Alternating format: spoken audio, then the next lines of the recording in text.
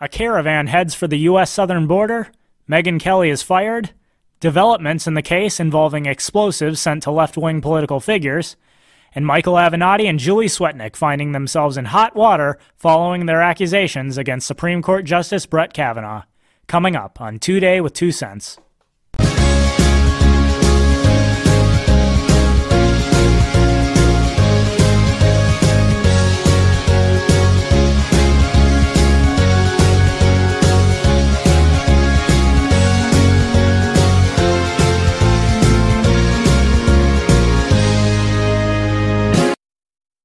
Hello everyone, and welcome back to Today with 2 Cents, wrapping up your weekly news. As the news cycle continues to contain more and more ridiculous bluster, deciding what to cover is getting difficult, but here's what I've got.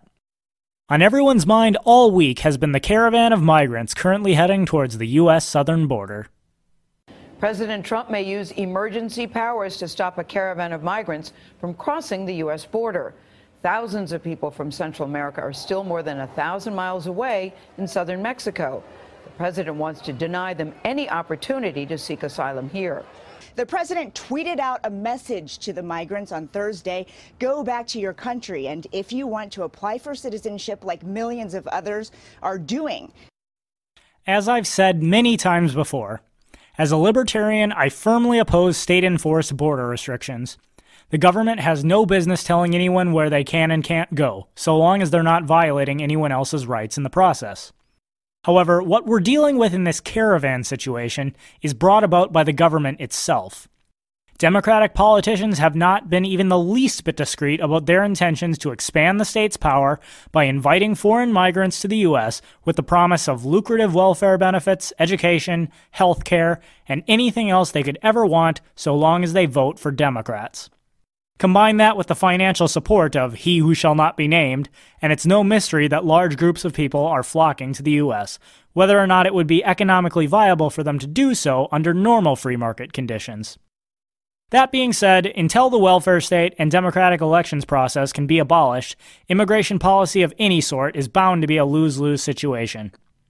However, under current circumstances, here's what I would do if I were Donald Trump. I would call up Bernie Sanders, Ocasio-Cortez, and every other big-name liberal who's spoken out in favor of these migrants and offer to provide transportation for each and every migrant to their front doors. I mean, if liberals are so in favor of letting these migrants into the U.S. and then using taxpayer funds to provide for them, surely Bernie ought to be able to put a few up in one of his 3 homes, right? See? This isn't so bad. Not so bad. We're sharing a tool shed with 7 other families.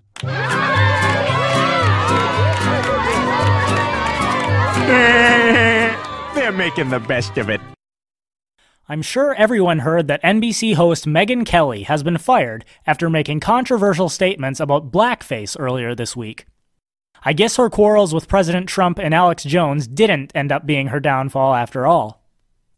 2 days after she appeared to defend the use of blackface, today several reports suggest that Megyn Kelly may soon be leaving NBC. Good morning, everyone, and welcome to the show. I'm Megyn Kelly. Kelly did not appear on her show this morning. It was a rerun. The staff of her show was told on Thursday morning that Megyn Kelly today, the 9 a.m. show, would not be returning with Megyn Kelly.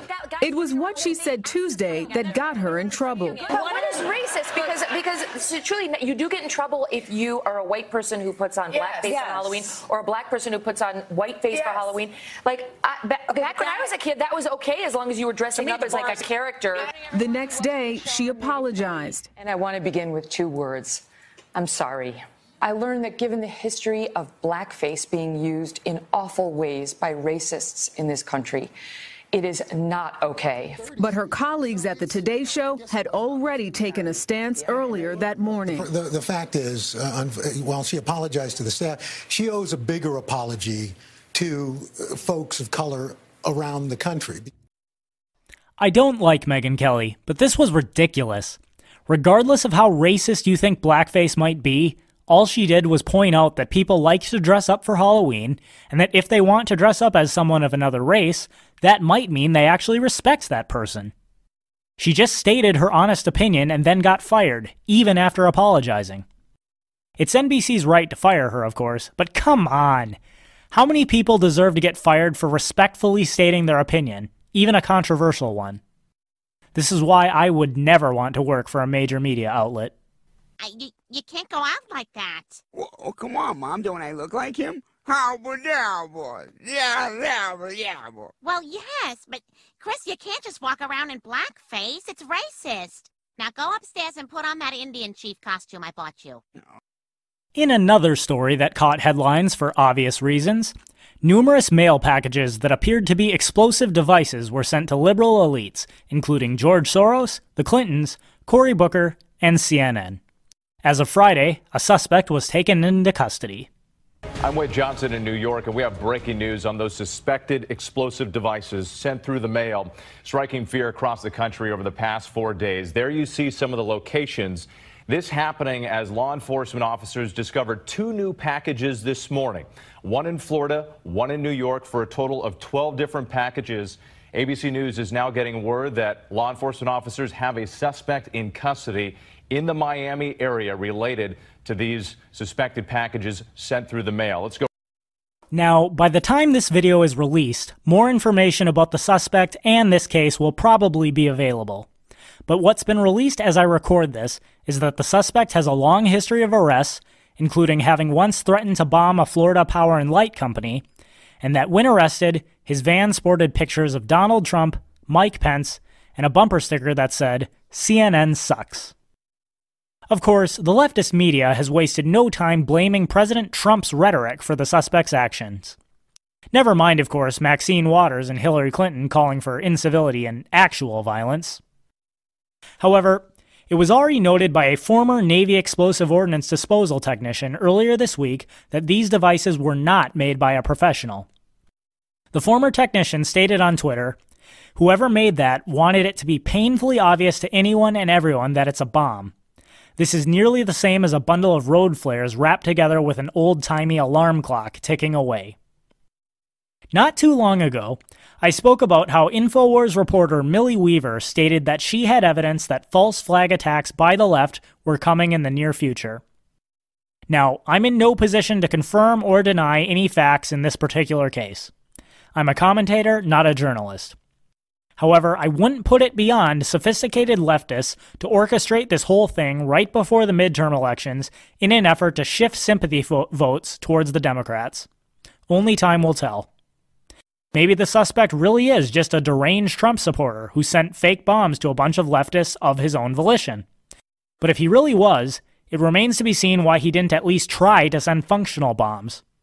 If he really did think that CNN sucks, surely he would have known how the media would react to his actions, and why would he think that would help Donald Trump's cause? These are questions that need to be answered. Quagmire, check it out. I took 10 M80s and stuck them all together. I call it Peter Griffin's bunker-busting mega ultra super... holy crap!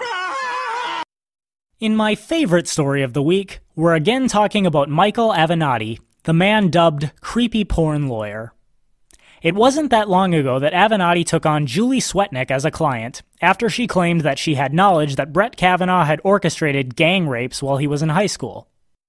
However, her story fell apart almost immediately once she was interviewed on NBC. Now it seems that Senator Chuck Grassley is biting back, having ordered a criminal investigation into Avenatti and Swetnick for false claims made to Congress. They're very serious allegations. The committee is alleging that Mr. Avenatti and Ms. Swetnick violated Title 18 of the United States Code, basically conspiracy, making a false statement, obstruction of a Senate committee. Basically, the basis of the allegation is that Ms. Swetnick and Mr. Avenatti said that Ms. Swetnick had personal knowledge that Judge Kavanaugh spiked punch with drugs and alcohol, that Judge Kavanaugh, now Justice Kavanaugh, fondled women, and that Justice Kavanaugh raped women. And Ms. Swetnick said she had personal knowledge of that. Then when she gave interviews to the news media, she recanted most of that testimony. The Judiciary Committee interviewed 10 witnesses trying to corroborate Ms. Swetnick's allegations. None of them could, quite the contrary. I don't know whether Ms. Swetnick was just a pawn or not. The FBI will find out. I don't know Mr. Avenatti. Based on my relationship with him through the committee, just on what I've observed, he clearly has a casual relationship with the truth. And it appears to me that he will do the right thing, but only when constantly supervised and cornered like a rat. Of course, another revelation that Avenatti owes nearly $5 million to a former employee isn't really helping his case. I hope both of these scumbags crash and burn for their obviously politically motivated lies, but I've also got to add, if I were Brett Kavanaugh, I would sue Julie Swetnick, Deborah Ramirez, and Christine Ford for defamation. This leftist tactic of false sexual assault allegations has got to stop, and seeing false accusers convicted would be very helpful in making that happen. I doubt Kavanaugh will do so, but I would. Mr. Griffin? Yeah? Just so you know, I'm gonna be coming for your ass. What's that now? I'm saying it's on. Picking this week's Weekly Hottie was a tough ordeal, but we do have one. Drum roll, please. This week's Weekly Hottie is Ally Hardesty. I came across a video of hers in which she showcases a sexy Cookie Monster Halloween costume that she made herself, and it was just too creative not to praise it. Not to mention, Ally is indeed gorgeous. Today's video is going to be a DIY Halloween costume / rave outfit where we're going to create a sexy Cookie Monster costume. I'm so excited. So this is the finished product. This is what it looks like. Obviously, when I actually go out, I'll have glitter on myself and my hair and makeup will be done, but this is just the general outfit. These are the cookie legs, the fishnet thigh-high cookie legs, whatever. And then these are the cookies that I'm going to give out to everyone at the rave. I love. And that's it for this week. Be sure to like, comment, share, and subscribe. Also, be sure to follow me on Twitter and the rest of my social media platforms. Head to my2centsvideos.com to check out the rest of my written and video content. Leave a review on iTunes. And if you're able, consider supporting the channel on Patreon. This month's patrons exclusive video will be released soon, and it only takes $1 a month to view, so don't miss out. And that is my 2 cents. Take it for what it's worth.